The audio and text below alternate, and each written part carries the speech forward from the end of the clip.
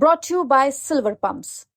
Top quality और consistent performance के लिए सिर्फ सिल्वर पंप्स, नाम याद रखना। विधायक जो हैं वो अपने प्रस्ताव देंगे, उसके आधार पर हम स्वीकृत करेंगे।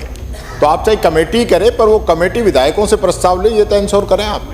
जब मुख्यमंत्री जी ने कह दिया, तीसरी बार एक ही बात रिपीट कर रही हूँ कि अगर यदि ऐसी कोई सड़क है तो आप कमेटी को भी भेज दीजिए और मुझे भी आप व्यक्तिगत रूप से मिलें। कमेटी किसी के भी कहने से सड़क दे सकती है, जनप्रतिनिधि भी, एमएलए भी, आम पब्लिक भी।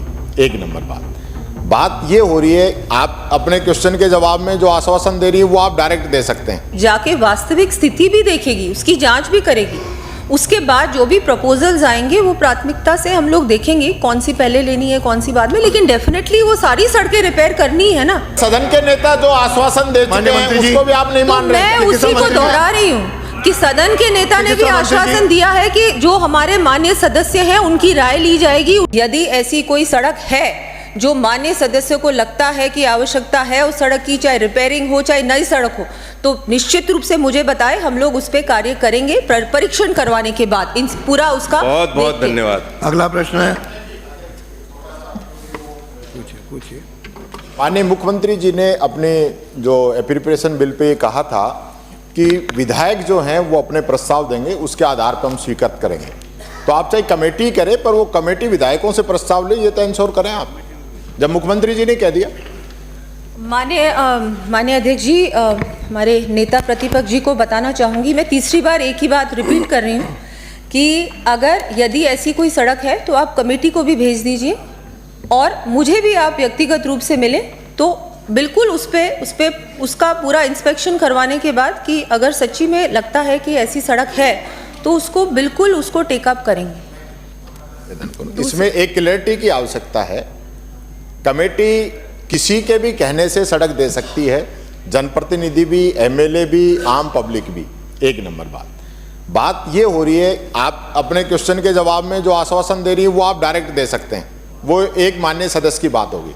लेकिन जो एक मुख्यमंत्री जी ने जो बात कही है कि भाई जो हमने आपका एमएलए कोटा 23 करोड़ कर दिया, 10 करोड़ पिछला, 10 करोड़ ये, 3 करोड़ रुपए बिल्डिंग का, तो उनका जो कहना था कि वो विधायक की अभिशंसा पे है और कमेटी जो करती है वो बिना विधायक की अभिशंसा पे भी कर सकती है। तो मेरा आग्रह यही है कि मुख्यमंत्री जी ने जो सदन के अंदर बात कही है, माननीय मंत्री जी, उसकी पालना आप कराएंगे क्या?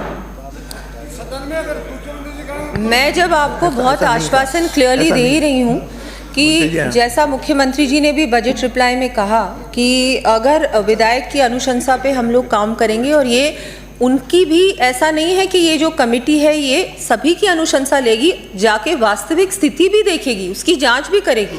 उसके बाद जो भी प्रपोजल्स आएंगे वो प्राथमिकता से हम लोग देखेंगे कौन सी पहले लेनी है, कौन सी बाद में, लेकिन डेफिनेटली वो सारी सड़कें रिपेयर करनी है ना।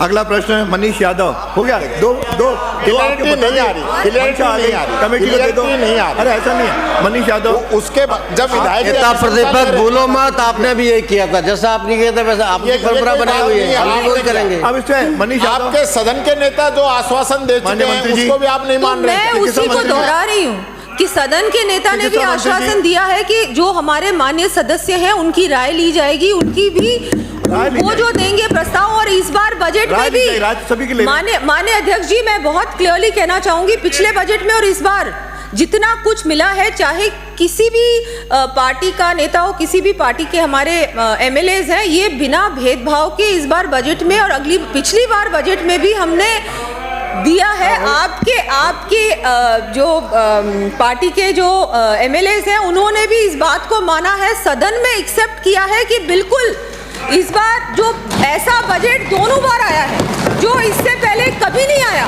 और जो पिछली सरकार में हुआ है वो हम होने नहीं देंगे, क्योंकि उस समय भी पता है यही कमेटी, ऐसी ही कमेटी बनी थी, किसी भी हमारे एमएलएज को नहीं पूछा गया था उस समय।